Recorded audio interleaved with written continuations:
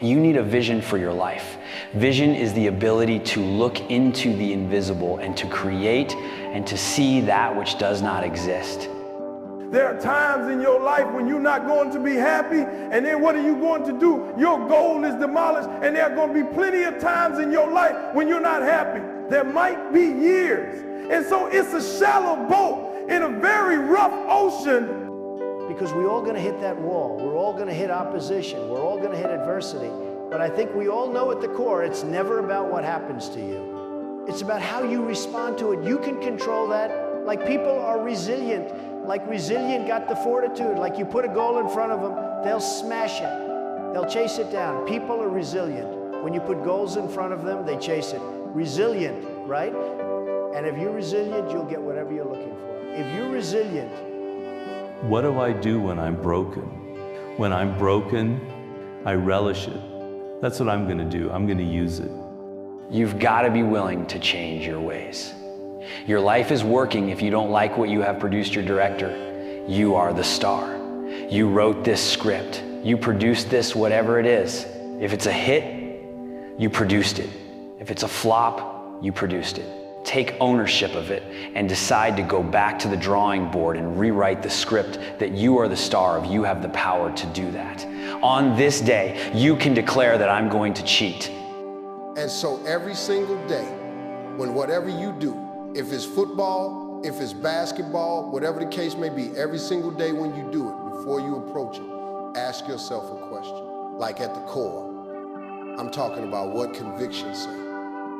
Why do I really do it? But most importantly, who am I really doing it for? If I'm broken, then I just found my limitations. And until I know what my limitations are, how can I push them? Happiness is something that descends upon you. Everyone knows that. You know it comes upon you suddenly, and then you should be grateful for it. What you should be pursuing instead is, well, there's two things. Is you should be pursuing who you could be. That'd be the first thing. Is like, because you're not who you could be, and you know it, you have guilt and shame and regret, and you berate yourself for your lack of discipline and your procrastination and all your bad habits. You know perfectly well that you're not who you could be, and God only knows who you could be. And so that's how you should be striving. That's what you should be striving for. you find yourself disappointed in life, when you find yourself coming up short in life, you can either complain about it or you can choose to learn from it. Like I'm a firm believer that God redirects and maneuvers us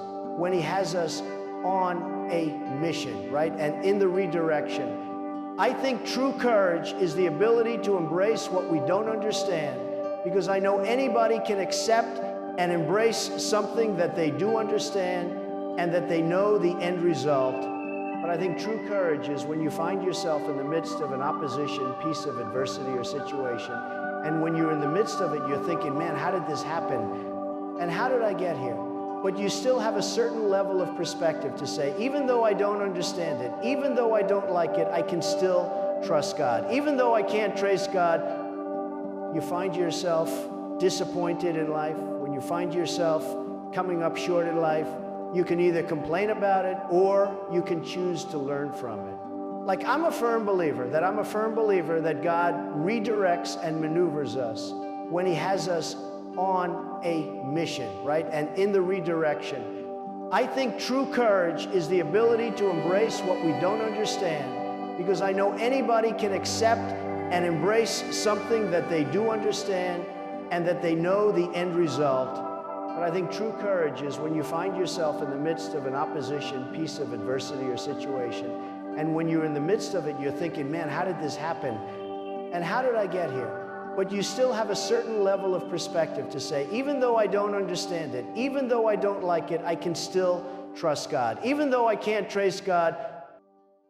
Dedicate your life to a cause. Life larger than yourself. See, if you dedicate your life to a cause larger than yourself, you're not following the crowd. It isn't one thing, and it isn't 10 things, and it isn't 100 things. It isn't a quick path, and there are no shortcuts getting better. It isn't a hack or a trick or a one change that you need to make. Getting better is a campaign. It's a campaign, It's a daily, a weekly, it's an hourly fight. Not out of convenience, but out of conviction. There's a purpose for me being here. There are non-negotiables in my life because I must accomplish this thing that God put me here to do. Should be attempting to formulate some conception of the highest good that you can conceive of, that you can articulate. Because why not aim for that? It's like your life is short and perhaps you need to do something worthwhile with it. And if so, then you should do the most worthwhile thing. I must move you from being to doing. I must move you from just being there and just in a place of complacent. You move from that to a compelling that is attached to your life. When I say I must, I'm under the grip of something that is greater than my own self and my own desires. When I say I must, I am a person of purpose. I must means you are overcome with something. I must means you have eliminated some things from your life. I must means there's something that I've got to do with my life. There's something I was put on this earth to do. I must means I'm living my life not out of convenience, but out of conviction. Every day is an opportunity, a moment to rewrite the script of your life. You don't have to accept the roles that have been handed to you. You can be the director, the writer, the star. But to do that, you must have the courage to act, to step outside the confines of what feels safe, and to chase after the vision you dare to imagine. Life will test you, it will push you, pull you, and sometimes break you. But remember, brokenness is not the end, it's the beginning. It's where growth starts, where resilience is built, and where purpose is forged. When you find your limits, celebrate them, because now you know where to begin your climb. What drives you? What wakes you up in the morning and propels you forward? Is it a dream, a cause, a deep, unshakable belief that you were put here for something greater? That why is your anchor?